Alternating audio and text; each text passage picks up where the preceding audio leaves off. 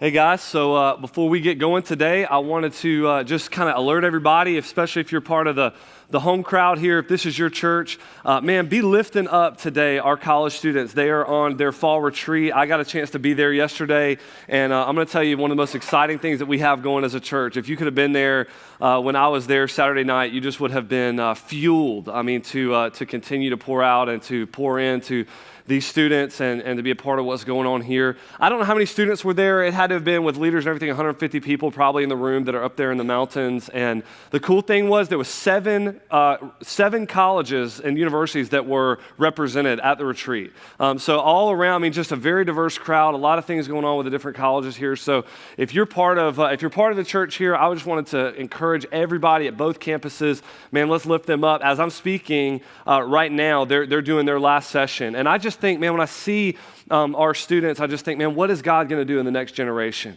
All we hear about is doomsday stuff for the church, and then you see this, and I'm like, no. The kingdom is just roaring, it is advancing, and it is going with these guys. They're going to do things that we never thought to do. So I hope you guys will join me in prayer. All right, if you have a copy of Scripture, I want you to take it out and turn with me to Genesis 1. Again, no surprise, okay? We are going to do one verse from Genesis 2 today, so we are making some headway as we continue to move, but we're going to be looking at the end part of Genesis 1 again. If you're new today, we've been in a series called In the Beginning, and it's about the beginning, okay? It's us looking at the first 3 chapters of the book of Genesis to understand God's intentions for the world. And what we have learned through this series is that all of us kind of feel the destination that we're on. And what I mean by that is we all sort of feel meaning. We feel like our life matters. We feel like we're not just a bunch of complicated stardust. We feel this. But if we feel the destination, if we have lost, though, the starting place, if we have been cut off from it through philosophy or scientific theory that's branded as fact, whatever it is that cuts us off from the starting place, if we feel the destination but we don't know where we began, then it sort of leaves us floating. And things can get out of whack in our lives. Certainly things can get out of whack in our culture. Today, we want to pick up a topic that is just at the core of humanity. It is something that we spend so much of our time on, so much of our energy on. Really, if you add up just the hours in a week or a month or really over the course of your life, we're going to talk about that thing that you absolutely give the heart of your life to today, and we're going to see that God has a design for it in the beginning. Of course, that thing I'm talking about today is our work, our working life. Most of us will spend more time vocationally working than we will do almost anything else, okay? If you take out the time that you sleep, your waking hours, what do you spend the most time on? Well, good news today, because what we're going to see is that thing that we spend our time and energy on in such a profound way is one of those things that God has designed and is right in our lives, right in the beginning, okay? Tim Keller would say it like this: work is at the heart of things. It might shock you today. Maybe if you're a Christian, you haven't thought about this, or if you're kind of just coming in and this is one of your first times in the church, this may be kind of shocking to you to think about it like this. But you got to realize that before the Bible ever talks about prayer or going to church or preaching or reading the Bible, it talks about work. Before the Bible ever talks about anything in our lives or culture that just seems dominant, like sexuality or parenting or marriage or even Christian stuff like engaging in the community or missions or going international or any of that stuff, before any of that is out there, the heartbeat of design is actually work. That God created us to be workers. This is far more foundational than we realize. To fit the analogy, though, here's what I want you to see. All of us sort of feel that is true in this sense. We feel like we need to work. We feel like we need to produce. We go to work every day. We feel the destination. But man, when you just look at our society, when you look at our culture, and all of us have been on both sides of this, man, we miss the working life that God designed in one of 2 ways, and we miss it pretty profoundly, and we do so because we have lost the starting place. We feel that we should work. We feel that it's important, but you know what ends up happening? We end up losing the starting place, and we end up kind of falling off of one side of the horse or the other. Maybe you don't understand that analogy. We use this with our staff a lot. You ever seen a Western movie where you got a cowboy that's drunk, and he jumps up on the horse, and then he falls off on one side, and then he jumps up on the horse, and he falls off the other side? Okay, this is what happens with us so many times when we can't gain the center, when we lose a starting place. We either become a people who underwork on one side, reject work, work's a curse, I don't want to work, or we fall off on the other side and we can't get enough of it and we never stop, never quit, never disengage. It's just our whole life is consumed over here. Both of us have probably been on that paradigm. one side or the other. You ever been on one side of the horse or the other? I've been on both sides. I remember this when I was in college. Some of you know me very well. This is going to shock you, okay? When I was in college, I was employed for one day of my life by a company in the mall called Hollister, okay? I know, that's shocking, isn't it? I worked there for one day, and I'm going to tell you what side of the horse I was on, okay? I was like, work is a curse. God has cursed the world with work, and it is thorns and thistles and bad cologne, and this is what Hollister is. And that's sort of the side I was on. And maybe you've been on that side at some job in your life. Maybe that's where you're at right now. I've been on the other side of my life, other side of this as well, though, at times in my life when I couldn't get enough.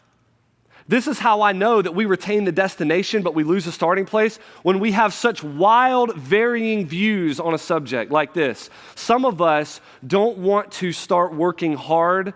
We're fine with cheating a boss. We're fine with calling in sick even though we're not, whatever. We're on that side. We don't want to start working hard. Others of us can't stop working hard, ever. And and here's the shocking thing. Both of those come from the same root. You realize that? They both come from losing the starting place. See, on the other side of the horse, some of us just can't stop. I read this article the other day. 55% of American workers left paid vacation days on the table last year. 658 million paid vacation days the American labor force left on the table, a full third of that. That's over 200 million days that cannot be rolled over into next year. They're just gone. And we as a collective society basically just said, I'd rather work than not work. I'd rather not take my time off. One side of the horse or the other. We hate it. It's cursed. I reject it. I can't get enough of it because it's basically my God. It's something that I use to define my value and define my meaning. The interesting thing is they both come from the same root. We want to recover the starting place and see where we should be. Let me give you the big point today that I'm going to be driving at the whole time, all right? What is that thing that's going to keep us in the center?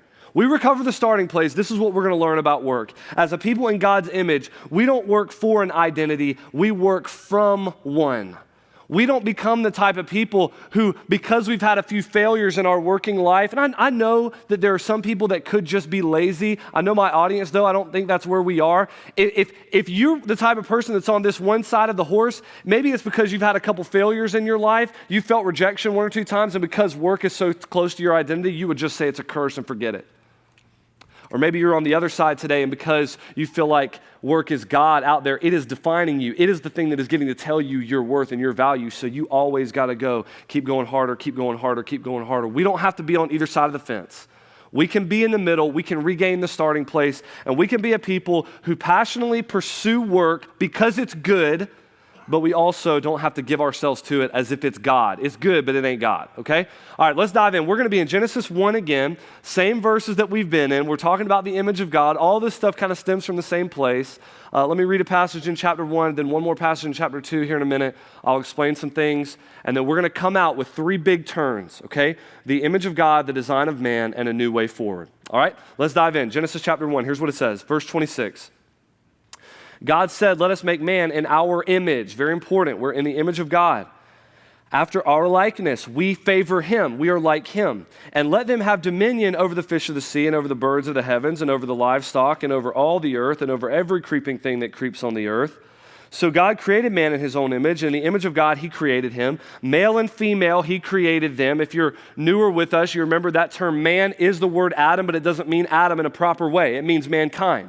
So what he's saying is male and female, the image of God, equally distributed between the sexes. Male and female are created here, verse 28, and God blessed them and said to them, be fruitful and multiply and fill the earth and subdue the earth. Okay, fruitful, subdue, and have dominion. That's the third thing, over the fish of the sea and over the birds of the heavens and over every living thing that moves on the earth. I want to talk to you for just a minute as we're going to make sure we understand about these three things that we're told to do. Fill the earth, subdue the earth, and have dominion over the earth. Now, what I want you to see first, before I get into the actual words, okay, is that the things that we are called to do as humans actually stem from who we are. I'm going to explain this, but here's how I would say it.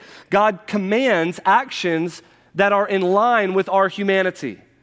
Okay, what I mean by that is there is a design to humanity, and then there is a command to humanity. We are created in a certain way, and then we are commanded to be in the way that we are created. Now that's a little bit odd, isn't it? God creates a dog, but he don't command it to bark. It barks because it's a dog, you see? God creates a bird, but it doesn't have a command to fly. It flies because it's a bird. It's created, not necessarily commanded, but humans are created and commanded. Why? Well, this is just, I'm giving you a shot across the bow about what's coming. Because we are created in a certain way, but because of the way we are created, we are the only ones that have the capacity to rebel. And so we are created and commanded. But at the core of humanity, we are created and commanded, and we're created and commanded to do a few things here. They all kind of mean the same thing, but they all have their nuances. The first one is that we are created to fill the earth, okay? That means exactly what you think it means. It means have a lot of babies, all right? That's what it means. And a lot of you guys in here are like, man, you got 12 sermons in this series. You can at least preach one full sermon on filling the earth. And I'm not going to do that today, okay? But I understand where you're going with that. Filling the earth is something that we see from Genesis 1. Humans were called to make more of God's children. Now, you might be a college student or single here today, and you're like, well, that doesn't apply to me at all. If you're a Christian, it applies to you totally. And the reason is because what did Jesus tell us in the New Testament? It's the same thing. When Jesus said, go and make disciples of all nations, we are still people who go about the world making spiritual children. This has changed a little bit in the New Testament, but it's the same idea. Fill the earth with the glory of God by little spiritual babies running around, okay? So fill the earth, but then it says subdue the earth, bring it under subjugation, if you want to use that type of language. It's really getting into the idea of tilling and working. We're going to see that again in Genesis 2. And then it says, thirdly, to have dominion over. And we talked about that, being a good ruler, like a good king that rules over a people, but rules them well and is generous and is to the delight of the people that would glorify him and just be so excited about that type of king. That's the type of dominion that we are supposed to have over the earth. Now, what do these things, when you take them together, mean? Fill the earth, subdue, dominion. Here's what they mean. We are called to create with God's creation. So I would say it like this. God's creation was formed, but it was not finished. It needed development, and that is where humanity comes in. We are, at the core of who we are, humans who are made in the image of God, who he has created and commanded to be cultivators, to be creators, to be shapers. The wonder of creation is that through cultivation, we would bring out more wonder in creation. Okay, I know that one's not on the screen. Maybe it should have been. The wonder of creation is that we would be cultivating the creation and bringing out more wonder.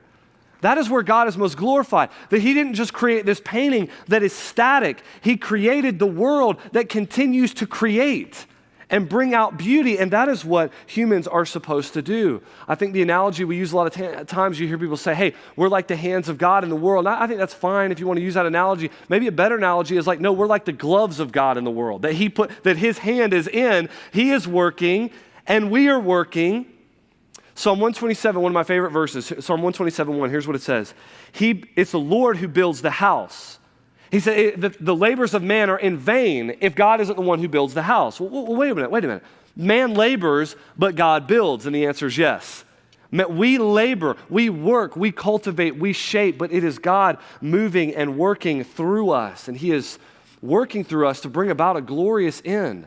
You know, I said a few weeks ago when we talked about creation care, that creation care is not always the same thing as conservation. That's what people think. They think creation care means like leave it alone. No. We're putting a garden. A garden isn't left alone. There's nothing about a garden that is left alone. It is all shaped and cared for, and the world is that way. Listen, man starts in a garden, but we end in Revelation with what coming down? It's not another garden that comes down. It's a city that comes down. The whole world is moving as humans create, shape, and cultivate from a garden to a beautiful city that is full of culture, that is full of work. We're going to see that today. That is full of all of these things that God intended for this world in the beginning. You know, this is just a little bit of an aside, but I want us to see this. Part of what we do in being a shaper and being a cultivator and being in God's image to create and to be one to fill the earth and subdue the earth and have dominion over the earth. Part of what that means, part of cultivating creation is creating culture, okay? That's what it means. We are one, and what is culture? I'm going to give you a quick definition of culture. Many of us think about culture in a lot of different ways. Culture is what happens. It is the byproduct of humans interacting with creation. So let me give you a few examples of that. When I say culture, some of you would think about, well, you mean like high culture, like Beethoven or something. Or you mean like, no, it's like a pop song on the radio that's probably horrific, but it's both like culture. Or maybe you're thinking about some type of art that you have seen, or it's high culture. Maybe some of you, when I say culture, you think about where you're from. You're like, man, we're from the South. Summer starts in April. Mac and cheese is a vegetable. Sweet tea, this is where we're from. It's the South. Some of you are from the North. The rest of us, very sorry for you about that, okay? But we're all from different, I'm just kidding. We're all from different places. And you're like, man, we all have our different cultures. I thought it was so funny. One of the college students is close to our family, close to our kids. I heard her and my little daughter having a conversation. This college student's from the Midwest. And she's telling my daughter all of these different words that they use for things. Hattie Joe just thinks it's the funniest thing in the world. Like, why do they talk like this? Why do they say these things about, or what? All of that kind of stuff, the nuances, the dialect, maybe you think food, all of that is fine. It's all part of God's creation that creates, that we are ones who bring wonder out of what is already wonderful. Dialect, styles of music, architecture, economics, politics. It is all us working with creation that produces these things. I'm going to talk about this in just a minute, but just so you don't misunderstand. I understand that a lot of this stuff is taken in a bad direction. Okay, we're going to talk about that. But structurally, the idea of the categories that God has created within humanity to give us the ability to create architecture and even politics and economics and art and all of these things. This is all structurally good. I know we take it directionally bad because we're sinful. We're going to talk about that. But structurally, it's good, and it was the design. The wonder of creation is that more wonder would be drawn out of creation through humanity. I want you to flip to chapter 2. We're going to read one more verse together that kind of hits on the same thing. But I want to continue to get into the language here to really teach this and make sure we understand. Genesis 2:15 says this: the Lord God took the man and put him in the Garden of Eden, two phrases here, to work it and to keep it, okay? He's placed in the garden, and then he is told to work it and to keep it. Now, there are a couple things I want you to see. The first thing is this: it's a little bit of an aside, all right? I understand that, and then we're going to get back to the heart of things. But here's what I want you to see in this phrase: that God put man in the garden. Now, I don't want you to get tripped up. I'm going to deal with this in a couple weeks. Does Genesis 1 not match Genesis 2? It said he created the male and female, and now all of a sudden it's saying there's just man that is in the garden, and Eve is going to be created later. We're going to talk about that. Just suspend that for a minute. I'm not glossing over it, but it's not the focus of the message right now. Genesis 2, man, Adam, is placed in the garden, and the language there, other places in the Old Testament, is used really to kind of say as placed as a guardian over the garden. That he guards the sanctity of the garden.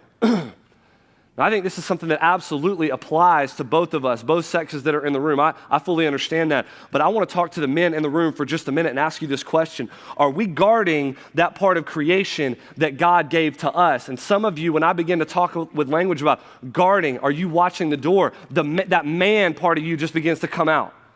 And you say, yes, I guard my house. I choose who comes in and is around my kids. I choose what we do in terms of security, and we have an alarm system, and I lock the doors. And some of you would say, I am ready for anything. I've got security, dog, guns, whatever it is, I am ready, okay? But I got one question for you. Are you watching the door while you're leaving the window wide open to the one that actually wants to come in and steal, kill, and destroy? And what I mean is I hear men talk real tough about what they would do if somebody tried to rob their house and they locked the door, and all the while they got every single window in the house wide open, spiritually speaking. They're letting anger just fester in their house. That they're allowing lust to just run wild even though they got boys and that are coming up to be teenagers in their home. I mean, all of these things. And we want to be macho about guarding the house. That's fine. Guard that piece of creation physically that God has given you. But don't watch the door while you're leaving the window wide open to the actual robber that wants to come in and break up your family and steal your kids and destroy your marriage. Don't leave the windows wide open for that. Be a guardian over that part of creation that God has entrusted to you. But that's sort of an aside. I think what this is really getting at here, a little more, okay, if you're taking notes, is something like this. The language of working the garden and keeping the garden is really language that speaks to worship. And I'm going to get there, okay? It's when I say worship, you're like, wait a minute, I thought worship was like what we just did. We sang, yes, that's a part of worship. But also worship is something that we do with our lives when we live in accordance with God's design. Living according to God's design is saying, God, I trust you. I trust that your design is good. And so when I am one who works and keeps and cultivates with and tries to be a human in the way that you have created me to be, then I am worshiping you. Now, the language here actually speaks to that. I want to show you two very interesting things, okay? What you end up having in verse 15 is this idea of working, all right? Now, in Hebrew, other places in the Old Testament, working the garden, that term working also means to worship. It means to serve God. So, for example, in Exodus chapter 3, verse 12, you can go look it up. It's the same verbiage that's used. When the scripture says, you will serve God on this mountain, it could have easily been translated work for God. So working and serving, worshiping, it has sort of the same idea. Further than that, the next phrase, to keep, to take care of, it also has a worshiping kind of connotation to it. You think about where else the language is used in the Old Testament. Take care of the garden. You know who else was told to take care of? The priests were told to take care of, same verb, the temple. It's a worshiping type of language. I know men that are scholars that I would trust, the school that I came out of, that actually would take this passage and translate it and say, I think the most accurate translation is that man was put in the garden not to work and keep, but to worship and obey. You would say, well, which translation do I pick? I think the fact that we're asking the question speaks to the truth.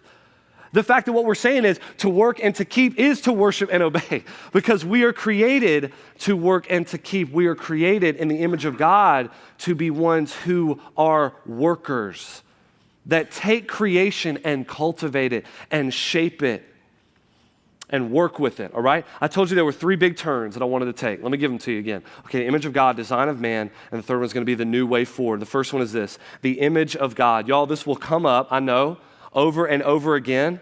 You say, man, doesn't it seems like it's all going back to the image of God. Yes, that's the starting place. That's where we got to go back to. That's the part that we have lost. We have to understand who God is before we can understand who we are, because we are in his image.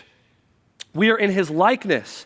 We favor him. So it begs the question we have to begin with, well, what does God look like in terms of work? And what we realize is this, that in God's image, we are workers because God is a worker. We are workers because God is a worker. That might be surprising to you when you think about other creation accounts. For example, the Mesopotamian creation accounts, where you have something like this. You know, we work because God's a worker and he made us to be in his image, like him. Well, you have other creation accounts during this time that would come out that might even be aligned with more of the way that you think on a day-to-day basis, where they would say, no, work is bad. So their creation accounts were that the gods didn't want to work, and so they created humans to do all the work. So humans do all the work, and then they don't have to work at all, and they can just kind of be up in the heavens doing leisure all day, and they don't have to work. That's not the God that we serve. Some of you might think that. You might think, well, work is cursed. We have to work. God doesn't work. What we realize here is that God is a worker, that before there was even humanity, God was working. We are in his image. We are in the image of a worker God. Now, what do we learn about this? Okay, what does this teach us in a very practical way? Let me get super practical for just a minute. What does it teach us practically if God is a working God? If it's not something that he disdains, but that he takes pleasure. And remember, he said it was good. Every time he did something, it's good, it's good. He takes delight in his work. What does it mean for us? It means two things. The first thing it means is this, that God doesn't elevate the spiritual over the physical. That's the first thing that it means. That many of us, in a form of dualism, okay, we end up saying, well, spirit good, physical work, physical anything, bad. If it's in the creation, it's bad. If it's not spiritual, it's got to be spiritual to have any value at all. That's not biblical. What's biblical is God created the spiritual and the physical together and both held them up and said, this is good. Some of you in this room might have grown up in a tradition where you thought this is what was taught to you your whole life. Praying good, preaching good, reading the Bible, good, music good, as long as it says the word Jesus, okay? Sex, bad. No matter what, all times, bad. Theater, movies, very bad, okay? Maybe some of you grew up in a tradition like this. Professor, Dr. Bruce Ashford from Southeastern Seminary, his book called Every Square Inch on this subject. He grew up in Eastern North Carolina. He grew up in the tradition that I'm talking about. He said this, when I was growing up, I didn't know anything about art, but I knew it was bad, okay? And I think about that, and I think about, man, that's a tradition that some of us come from, where the spiritual is lifted up and everything that is physical, everything that God made is so bad and so dirty. And what that does is listen, I know that directionally a lot of these things are bad because we take them in a bad direction, but structurally everything that I have named, sexuality, art, food, I mean, everything that you name, think about everything that was in the garden.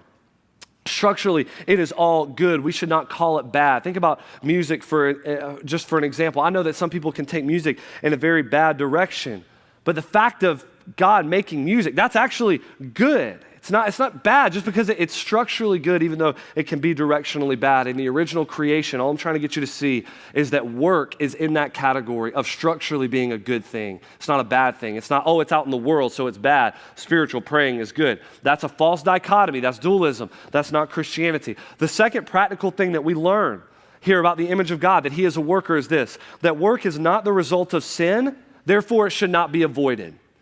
And some of you right here are in this where you think, well, sin wrecked the world and therefore we have to work. And what we don't realize is, no. Work is good. It has always been good. It was there before humans came and wrecked anything. Work is a good thing. And you know what? You actually know this even though you don't know it, because you might think your job is a curse. Maybe some of you guys, you hate your job. It's a curse. You don't like your job, but you love to work in the yard at home or something like that, right?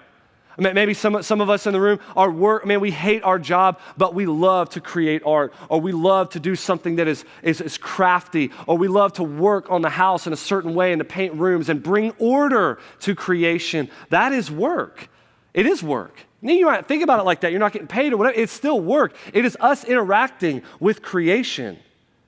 And it's a good thing, and we know that it's a good thing. Well, God engaged in work. So we know that it's not something that is to be avoided for us. Man, I hope that some of you today, maybe that's the one thing that you need to hear in this message. Maybe the one thing you need to see is this. Maybe the job that you're in is not your passion. Maybe you feel like you're overqualified and underemployed. Maybe you feel like you're not getting paid. Maybe your boss is just a jerk. Maybe they're just a hard person to work with. I don't know what it is, but anything that brings you to the conclusion that what you do tomorrow when you wake up in your 9 to 5 is cursed is not biblical. I'm not saying that you shouldn't go try to change your situation, okay? Man, you go, better yourself, go change your situation if you need to do that, but don't think about it being a curse tomorrow that you have to go. Work is a good thing from God, okay? And obviously, if you're in some kind of organized crime ring, throw out everything I just said, all right? I'm talking about general jobs like most of us have. All right. Second thing is this, the design of humanity. I wanted to harp on the image of God because we are in the image of God. We are in his likeness.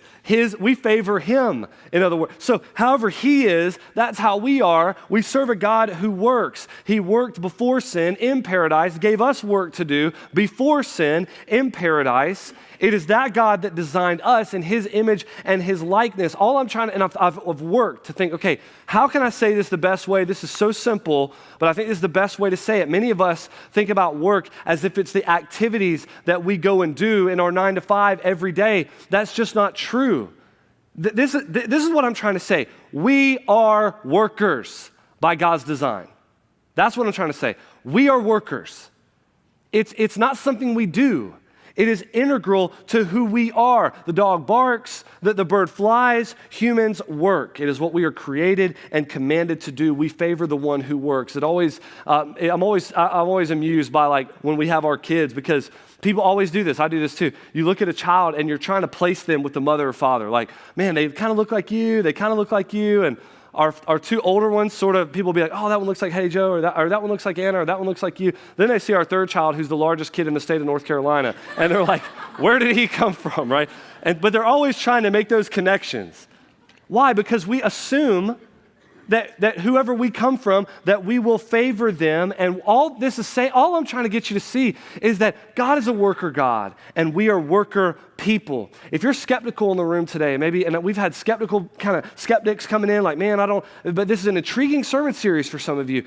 One of those things that I would call out that's sort of a pull in your heart, that's sort of an echo in your heart, why I think that I would say I think you know that what I'm saying is right, is because you have such an innate pull to be purposeful and to work and to shape things and to bring order out of chaos.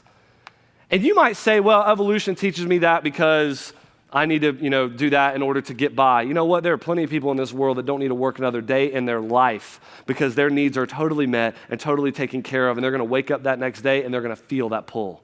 You know why? Because they're created to. They're designed that way. It is part of who we are. We have an innate desire to shape things. Some of you are teachers. You want to shape the minds of your students.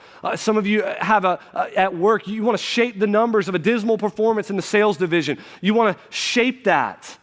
Some of you come in and you think, man, I think about our college students. A lot of them are gone this weekend, but I think about it and I think, why do you have the innate desire to take all of these sources that are spread out all over your dorm room and to pull them into one cohesive thought and paper that you can turn in and get an A on? Why do we have that pull inside of us? It is because we are created to work. My father works with kids that have special needs. He's been doing this for a while now.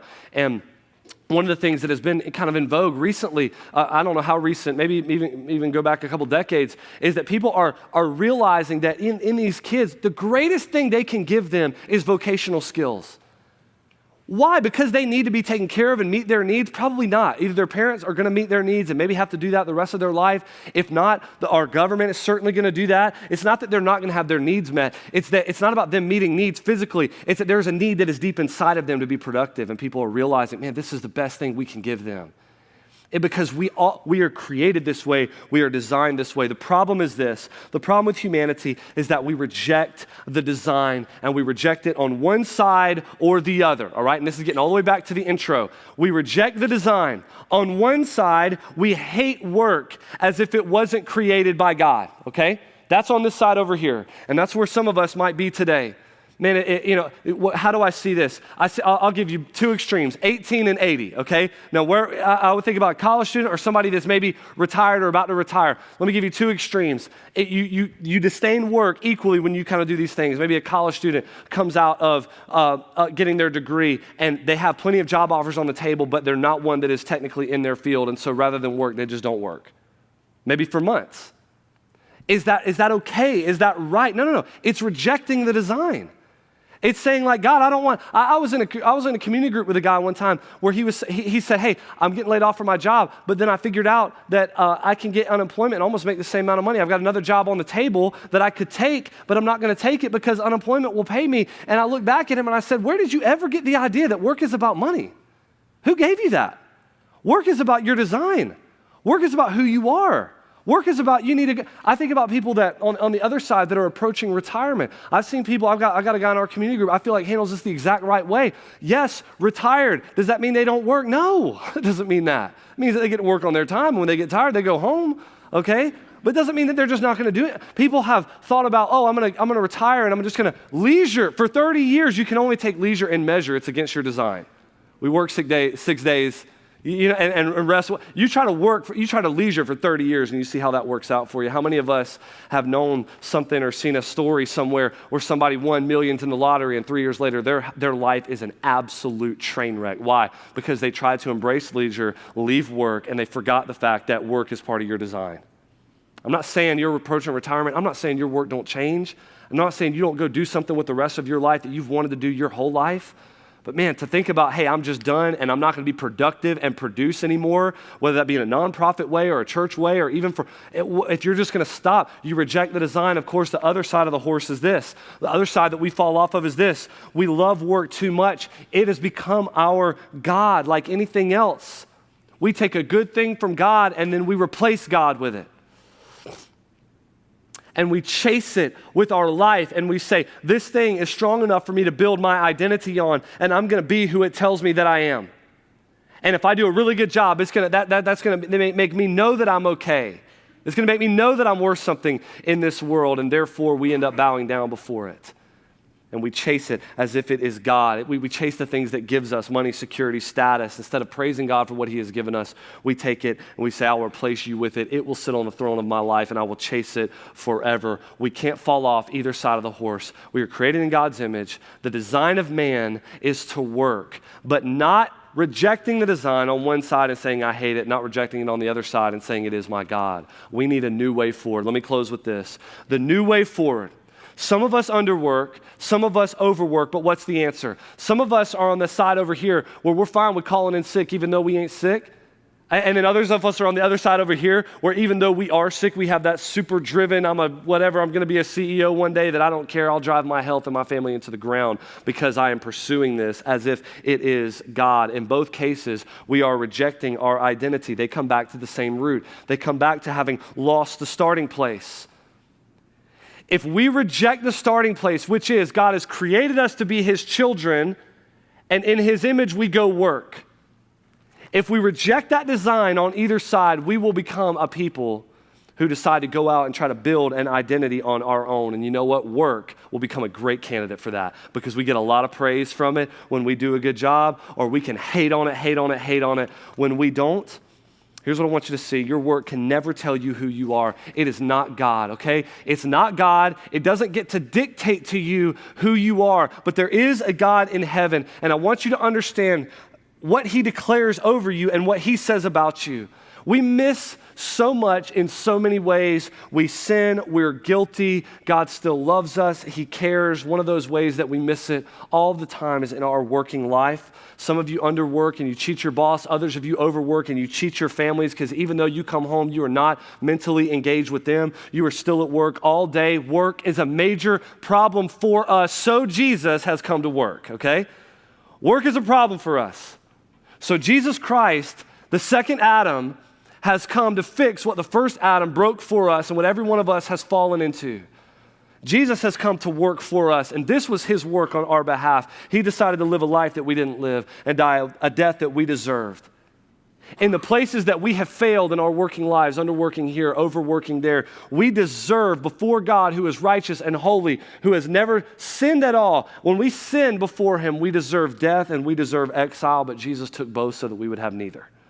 This is the work that Jesus has come to do on our behalf. And through faith in this gospel, we can recover the identity that we lost. Some of you have been building your identity on a working life. And you know what that means? You are walking around today feeling like the biggest failure on earth. You have a weight that is around your neck that is just speaking in your ear. You failed, you're broken, you can't hack it. That is not who you are, because work doesn't get to tell you who you are.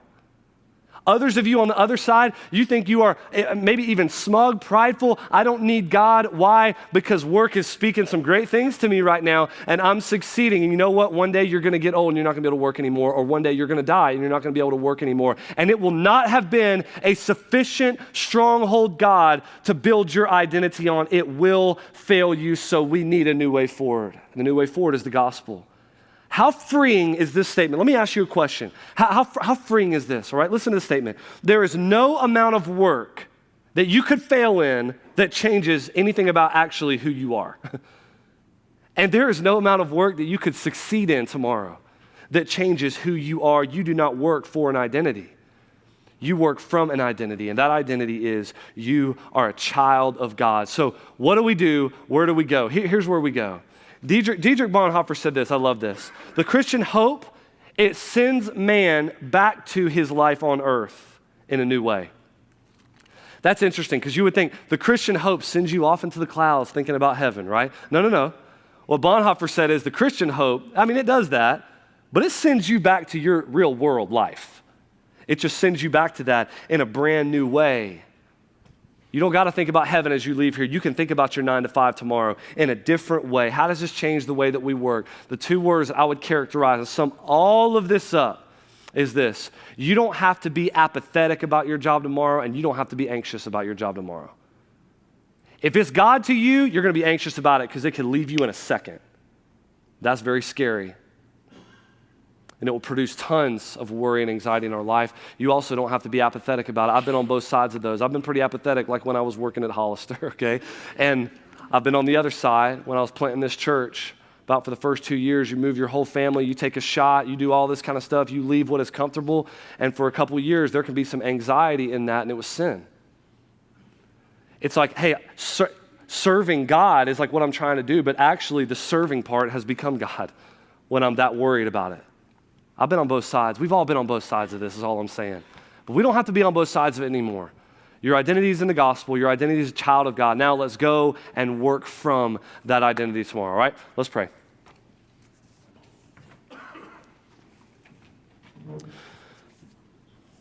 Father, we come before you today, and God, I just pray for both groups of people that are in the room. Lord, if there are those that are here today that are skeptical, that are just kind of checking Christianity out, Lord, I pray that maybe this sermon would drive them to look for answers inside of themselves about why they are the way they are.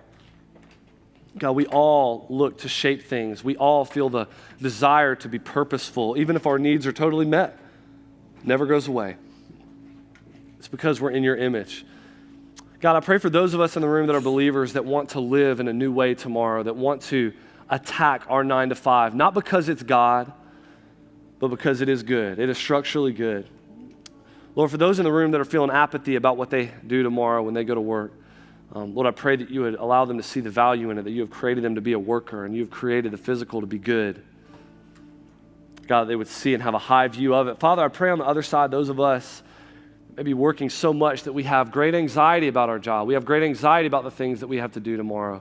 Lord, I pray we would realize it doesn't get to define us. It doesn't get to tell us who we are. We are not these jobs. We are not performance-based. God, you have given us an identity off of Jesus' performance. In Christ, and we pray. Amen.